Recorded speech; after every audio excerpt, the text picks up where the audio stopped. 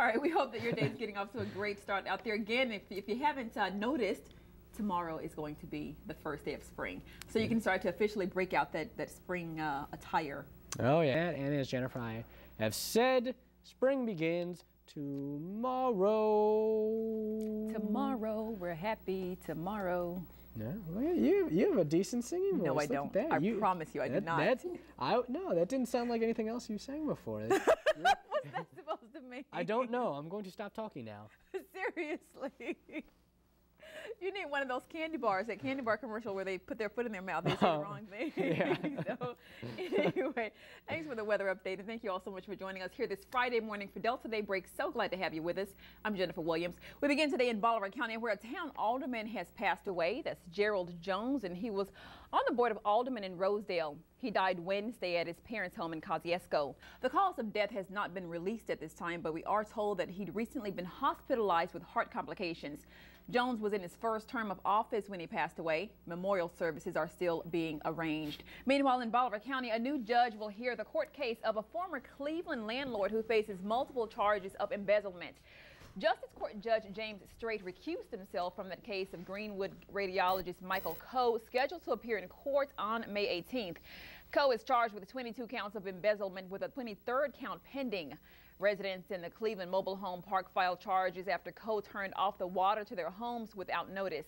Coe pleaded innocent to those charges. The case is now being heard by Judge Harold Ward. If convicted, Coe could face up to 10 years in prison or a minimum of 1 year in jail, plus a $1,000 fine for each count.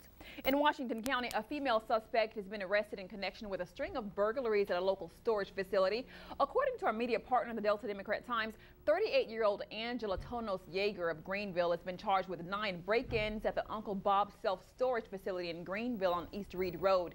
She was arrested last month after a routine traffic stop by a sheriff's deputy, and that's when that stolen merchandise was discovered.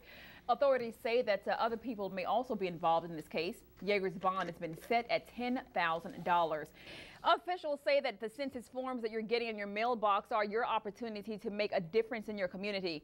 The census is taken every 10 years, and it's one of the top tools used by the government to allocate funding for different areas around the country. This year's census is comprised of only 10 questions, and it'll take only about 10 minutes to complete.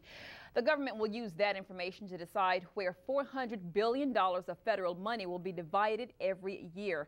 That's money to fix up roads, schools, and other facilities in your town.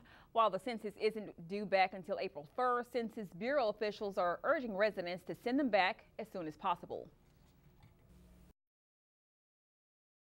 For more information, you can visit the Census Bureau's website at 2010census.gov. Meanwhile, in some state news for you today, the Mississippi Department of Human Services says it'll furlough its employees one day next month due to the state's budget shortfall. The agency's executive director, Don Thompson, says that most DHS offices will be closed April 2nd, which is the Friday before Easter. Now, Thompson says that more unpaid days off for DHS employees might be announced before the fiscal year ends on June 30th. Governor Haley Barbour has cut the budgets of most agencies by about 9% because revenues have fallen short of expectations. Students from the state's community colleges and also junior colleges will now be able to transfer more credits to four-year institutions. That comes in under a proposal approved yesterday by the State College Board. That new policy ensures the core classes with a grade of C or better will be accepted by four-year institutions.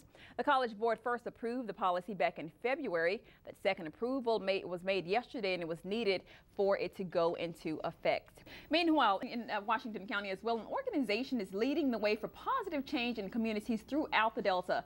Parents in Arcola are some of the first to take part in the roundtable discussions focused on community development and youth leadership. The discussions are hosted by the Delta Consortium for a Positive Change. Now, while kids are taking part in workshops focusing on life skills, self-esteem, and also education, parents are getting the resources they need to create a healthy cultural community for kids. Now, yesterday's meeting was held at the Arcola Learning Center. Roundtables will be held in 18 other Delta communities. So, sounds like topics worth discussing there. Yeah, absolutely. The round table, you can kind of give everyone the evil eye if need be. That's right. We'll be right back in just a couple of minutes with a detailed check of your weather. Stay with us, or you'll get the evil eye.